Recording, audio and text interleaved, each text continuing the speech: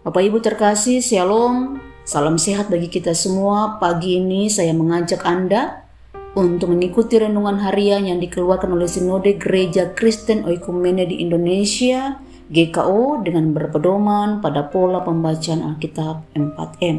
Namun sebelumnya kita berdoa. Bapa kami di sorga, pagi ini kami merenungkan firman-Mu, sehingga lewat hidup kami dengan merenungkan firman-Mu, kami mengalami terobosan-terobosan dalam kehidupan kami. Berfirmanlah ya Allah, kami siap untuk mendengar. Amin. Bapak Ibu Saudara terkasih, untuk merenungkan firman saat ini, saya Pendeta Sarce, bersama dengan suami Pendeta Mike akan secara bergantian mengajak Anda untuk menerima, merenungkan, melakukan, serta membagikan firman Tuhan yang terdapat dalam kitab 2 Samuel pasal 5 ayat yang ke-20 dengan tema Baal Perasim. 2 Samuel 5 ayat 20 demikian firman Allah. Lalu datanglah Daud di Baal Perasim dan memukul mereka kalah di sana. Berkatalah ia, Tuhan telah menerobos musuhku di depanku seperti air menerobos. Sebab itu orang menamakan tempat itu Baal Perasim.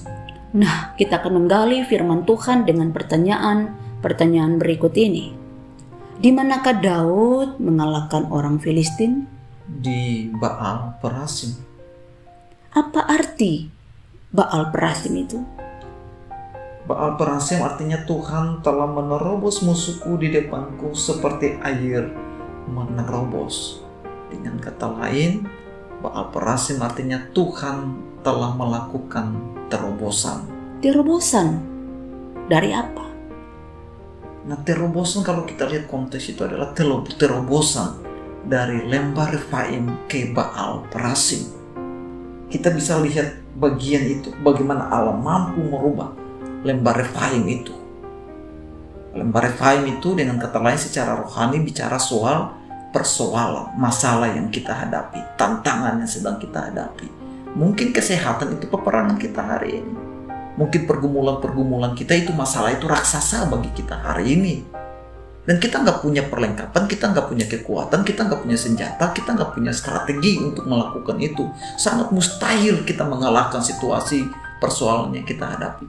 Tetapi Allah mampu melakukan terobosan terhadap setiap persoalan yang kita hadapi. Nah, pertanyaan selanjutnya, apa rahasia untuk kita mengalami terobosan dari Allah itu? Rahasia Daud mengalami terobosan atau Baal Perasim dari Allah itu adalah yang pertama, dia berada di kubu pertahanan. Artinya dia menjadikan Allah sebagai pertahanan. Dia membangun hubungan dengan Allah. Dia datang kepada Allah.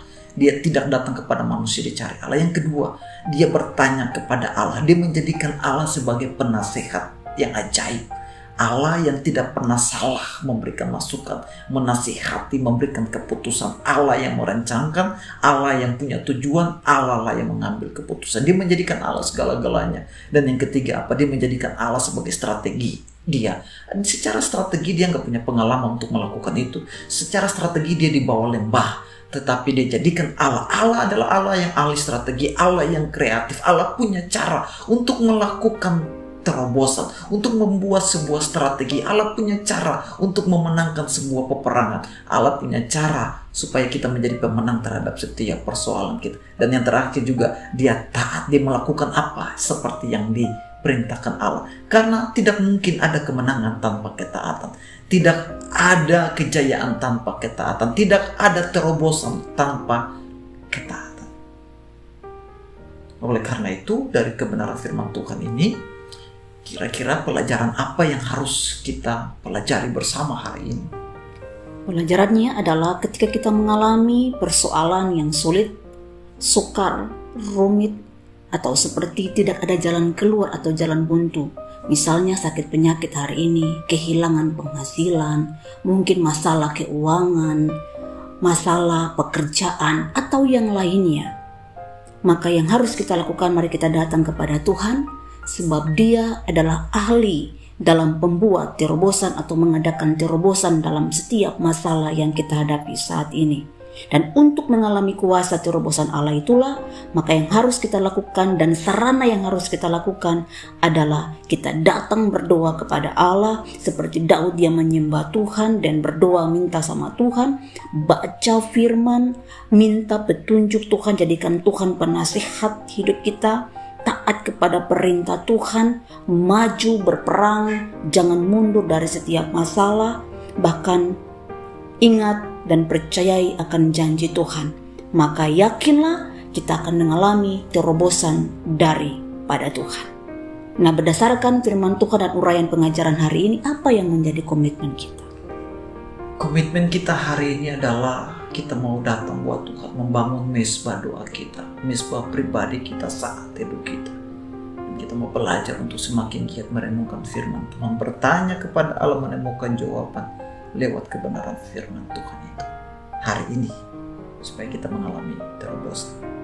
Tuhan Yesus tolong kita melakukan komitmen kita. Amin. Mari kita berdoa. Terpujilah Kristus, sumber terobosan kami, Allah kami yang dahsyat, yang luar biasa, yang mampu melakukan jauh daripada apa yang kami lakukan, yang mampu melakukan terobosan-terobosan baru dalam hidup kami, dalam keluarga kami, dalam pekerjaan kami, dalam pelayanan kami, dalam persoalan kami. Allah kami, Allah mampu yang melakukan terobosan. Hamba berdoa Tuhan, bagi setiap telinga yang mendengar, yang mengikuti renungan ini, yang merenungkan kebenaran firman Allah, mereka mengalami terobosan-terobosan baru dalam hidup mereka, sehingga mereka melihat bagaimana Allah mampu merubah lembah-lembah persoalan mereka menjadi baal perasi, menjadi kemenangan dalam kehidupan mereka. Di dalam Kristus Yesus kami berdoa dan bersyukur. Amin.